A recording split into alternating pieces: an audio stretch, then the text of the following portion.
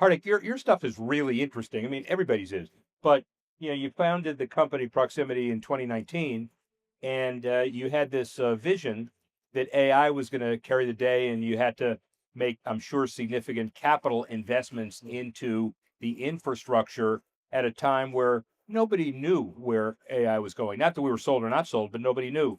What was your thought process during that time? In technology investment, you are usually either too early or either too late.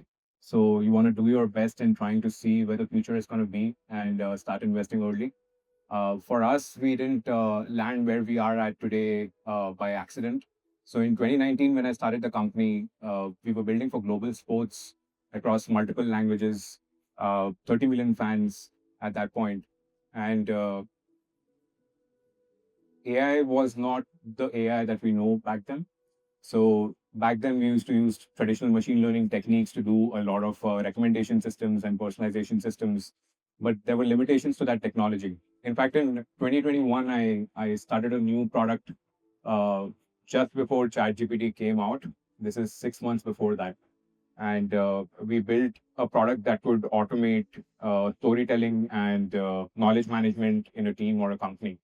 And that product was a bit too early. So in 6 months, GPT came out, large language models came out, and a lot of the work, 90% of the work required that was required for us to build that product got automated with that AI, one AI revolution itself. Uh, so after that, we used all of our learnings and we started building in this space. And what we offer now is the sports operating system that works with that we deploy with teams, leagues, and broadcasters in reaching all of the global fans in multiple languages. And it's funny, we were talking about the World Cup. Live sports are the only consumer experience where more than 2 billion people show up and everybody still gets the exact same experience, the exact same ads, the exact same commentary. And not everyone speaks the same language, not everyone loves the same athlete.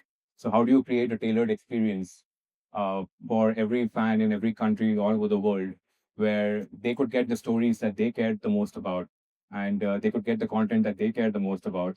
Is what we've put in all of our investments in over the last few years. It must be daunting to conduct global sports production at the highest level, at the highest volume.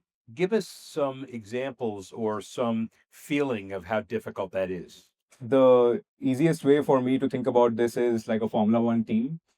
Most people, when they're watching the sport, they only focus on the driver, but there's so much that's happening behind the scene to make sure that the driver is ahead of the others and we're competing at our best, right? In live sports, we've when we're building our tools, it has to survive game day across tens of millions of people, if not hundreds of millions, depending on how many people are tuned in. We started with cricket, and cricket is the second largest sport after soccer in the world. And the number of fans that tune in to watch that sport from multiple countries is just unimaginable for a tech stack to hold up against that. So the best thing that we did was we used to run a lot of drills, and drills are what allowed us to uh, take account of any issues that might happen in real time. What that meant was we were consistently practicing to fail and how to fail in a way where the fan experience does not get affected.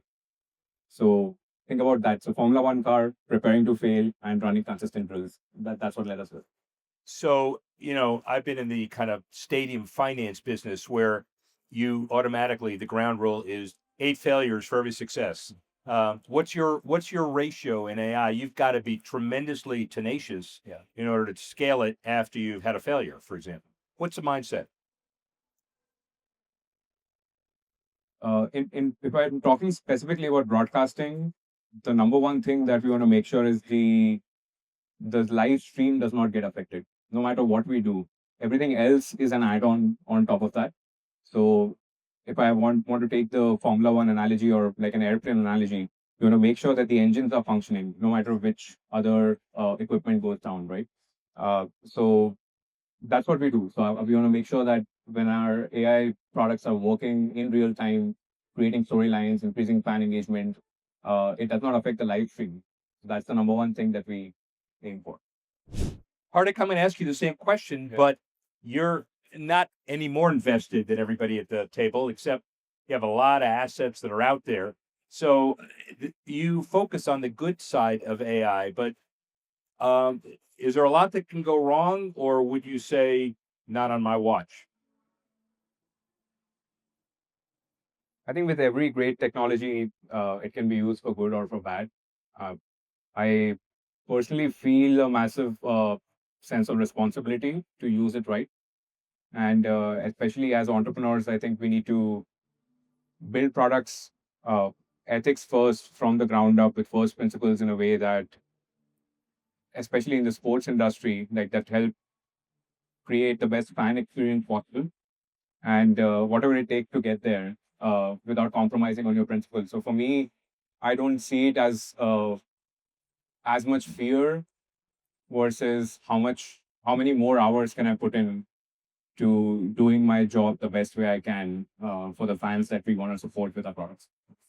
Hardik, maybe you have more invested in this world than any of us do. So, answer the question, where are you and where is AI 5 years from now? I think 5 years is too far ahead. Even I cannot predict that much.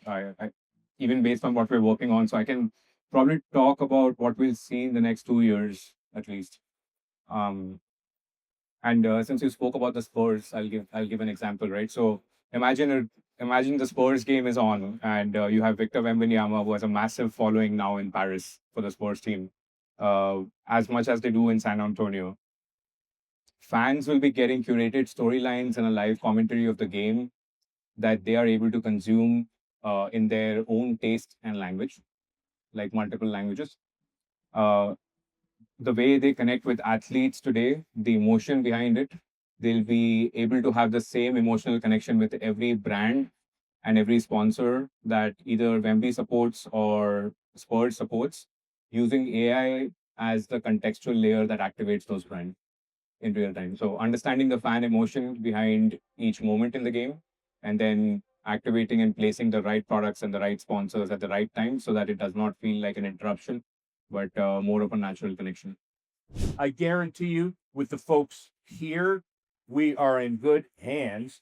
AI, even though it's uncertain, do we have stewards who will take the best interest of where we are at any evolving moment and make it into a brand new day, which will help all of us. And again, thank you all very much for being part of the panel. Go have a drink. Thanks again.